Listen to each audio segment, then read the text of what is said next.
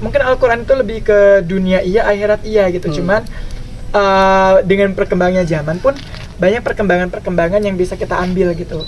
Kalimpahan neta kusisir minyak pada agong, kalimpahan kusisir minyak kadu kudang, kalimpahan kusisir minyak parahiang, kalimpahan kudangka sirah dayo, kalimpahan kudangka pada waras, kalimpahan kudangka garuka, kalimpahan kudangka cipati, kalimpahan kudangka sangyang asuh, kalimpahan Lalu itu untuk menjadi pohon dan untuk berbuah yang lebih banyak lagi.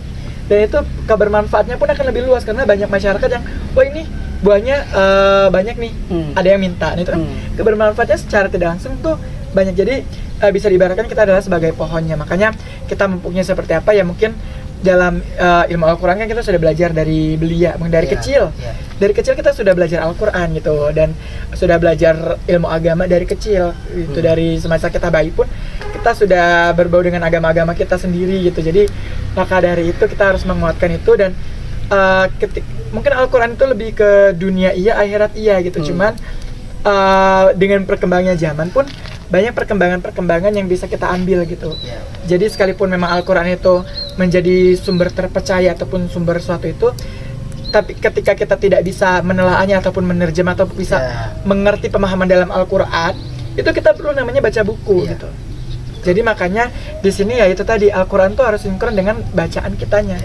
Yang Pak Esa bilang tadi ya memang itu betul, karena ya kalau kita baca Al-Quran saja, kita tidak membaca buku ataupun bacaan yang lain, itu akan susah juga. Tapi kita membaca buku, tidak membaca Al-Quran, itu pun kita disalahkan gitu. Jadi ngapain baca buku kalau nggak baca Quran? Nah gitu, jadi mungkin itu harus balance, dan itu ya harus dari diri kita sendiri lagi, balik lagi sih. Nah, untuk terakhir nih Kang Otis nih, udah mau dohor juga kali ya, pesan-pesan nih buat anak-anak sekarang lah ya, anak-anak sekarang nih, terutama yang di Banten ya, karena tadi dari awal kan kita sudah lihat nih di Banten ini banyak paradigma tentang orang-orang Banten yang negatif. Benar. Jadi bahkan orang Banten dipopogin sama, oh Banten tuh begini, Banten tuh negatif begini gitu. Nah sekarang dari seorang Utis gitu, nah, apa pesan-pesan yang ingin disampaikan kepada generasi penerus perjuangan Banten nih untuk menjadi Banten yang lebih maju nih, seperti apa nih? Iya benar.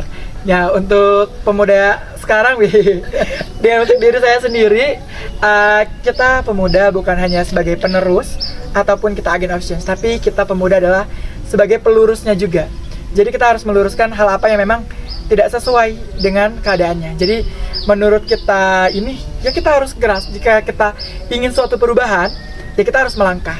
Jika kita ingin sesuatu hal yang berbeda, ya kita harus membuat perubahan juga. Jadi buat pemuda yang sekarang, ya yang saya sebutkan tadi, baiknya jadi manusia adalah bagaimana bermanfaatnya kita untuk yang lain, dan bagaimana kita telah memberikan impact yang besar untuk yang lain.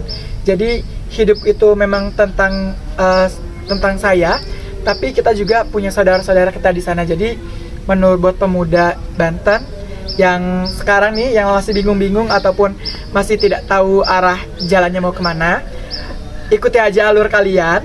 Ataupun ketika kalian ingin perubahan, lakukan saja perubahan. Nggak usah bingung harus mulai dari mana, langkahnya dari mana. Suatu hal yang kamu yakini itu adalah hal yang paling benar.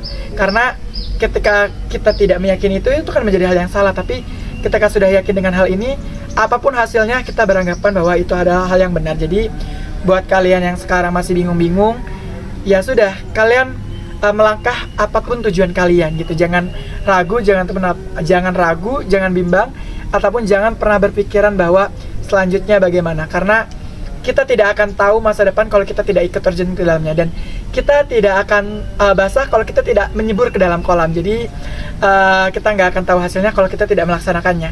Jadi jangan ragu, jangan bimbang. Kalau memang itu kalian sudah yakin dan sudah mantap di dalam pikiran kalian, ya sudah, lakukan, dan yang lain akan mengikuti jalannya kalian. Gitu, jangan pernah ragu lah intinya.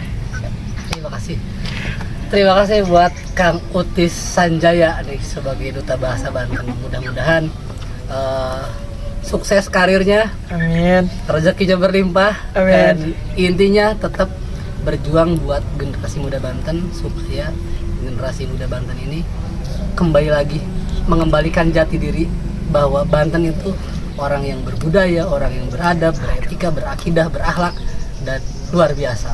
Terima kasih, Kak Otis. Terima kasih ya. Aduh ya Allah, luar biasa.